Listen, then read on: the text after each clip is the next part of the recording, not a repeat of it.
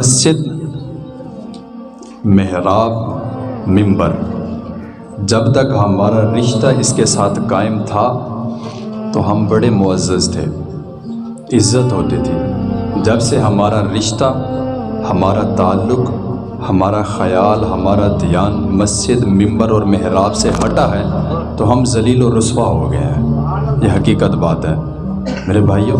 جب تک ہم مصلی رسول کی عزت نہیں نہ کرتے، جب تک ہم مصلی رسول پر کھڑے ہوئے آدمی کی عزت نہیں کرتے تو ہمارا کچھ نہیں بننے والا، ٹھیک ہے نا؟ تو مصلی کے ساتھ اپنا جو ہے نا ایک تعلق مضبوط کریں۔ وہ تعلق مضبوط کیسے ہوگا؟ وہ امام کے ساتھ ہوگا، کیونکہ مصلی امامت پر جو امام کھڑا ہے وہ ہمارا حاضر امام ہے۔ اس کے ساتھ اگر ہمارا تعلق ہوگا تو ہماری معیشت بھی درست ہو جائے گی اور ہماری دنیا اور آخرت بھی اچھی ہو جائے گی۔ دیکھیں نا میرے بھائیوں کہ ہم جب کسی گویے کو بلا کے آتے ہیں تو ہم اس پر بڑا پیسہ لوٹاتے ہیں، بڑا پیسہ لوٹاتے ہیں ہم، ٹھیک ہے نا؟ اور جب مسجد کے امام کی باری آتی ہے تو جناب ہمیں جو ہے نا وہ سانپ سونپ جاتا ہے، ہم غریب ہو جاتے ہیں۔ اور جب کسی گویے کو، کسی گانے والے کو ہم جناب بلاتے ہیں نا تو جناب ہم سب سے زیادہ امیر ہوتے ہیں۔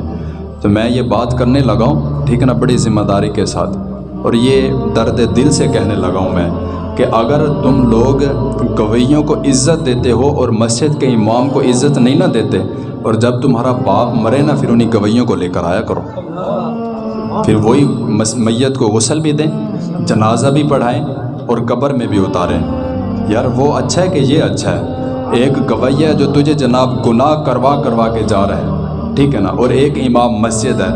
جب تو پیدا ہوتا ہے تو کان میں اذان امام مسجد دیتا ہے، تیرے بچوں کو بھی مسلمان امام مسجد کرتا ہے، تجھے نماز سکھاتا ہے امام مسجد، تجھے قرآن مجید پڑھنا سکھاتا ہے امام مسجد، جب تو مر جاتا ہے تو تجھے پاک کرتا ہے امام مسجد، تجھے کفن بھی دیتا ہے امام مسجد، تیرا جنازہ بھی پڑھاتا ہے امام مسجد، اور تجھے قبر تک پہنچا کے آتا ہے امام مسجد۔ اور ہماری اس کے ساتھ وفا کیا ہے؟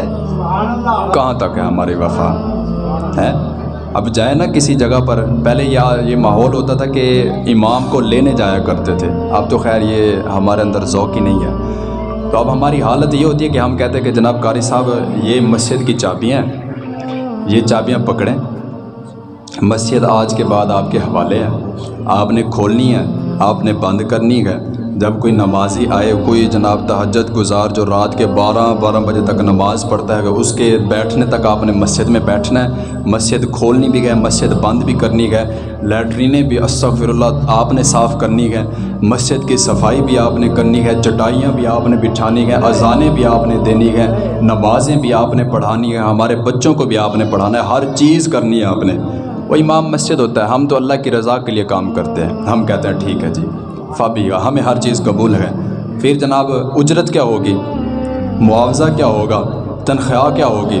او نہیں قاری صاحب ہم بڑے ماڑے بندے ہیں جناب، ساڈے کول اتنا پیسہ کتنے ہے جی، ساڈے کول تے پیسہ ہے کوئی نہیں، کنجریاں نو دین واسطے پیسہ وادو تے امام مسجد نو دین واسطے 1 روپیہ بھی نہیں۔ لیکن یہ ہماری وفا ہے، سردی ہے، گرمی ہے، بارش ہے، بجلی ہے نہیں ہے، تو گھر میں پڑا ہے گرم رضائی میں، لیکن امام مسجد ہر وقت مسجد میں آ رہا ہے، 5 وقت اپنی ڈیوٹی دے رہا ہے، تو اس کے ساتھ کیا کر رہے ہیں؟ اگر 1000 میں سے تو 500 بھی اگر مہینے میں اگر مسجد کے امام کو دے نا، تیرا کچھ نہیں جناب فرق پڑنے والا، ہر چیز برابر رہے گی۔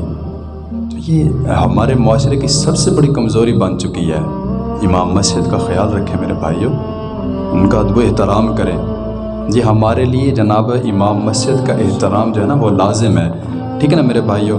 بس میرے یہ پیغام تھے کہ نماز قرآن کی عادت ڈالیں، اپنے منہ پر سنت رسول کو سجائیں، ٹھیک ہے نا، یہ محمدی یونیفارم ہے، اور اس کے بعد جو مصلی رسول کے وارث ہیں ان کا بھی خیال رکھیں، ٹھیک ہے نا جی۔ اللہ رب العزت ہم سب کو عمل کی توفیق عطا فرمائے۔ ان کی بات پھیلانا صدقہ جاریہ ہے، ثواب کی نیت سے ویڈیو کو شیئر ضرور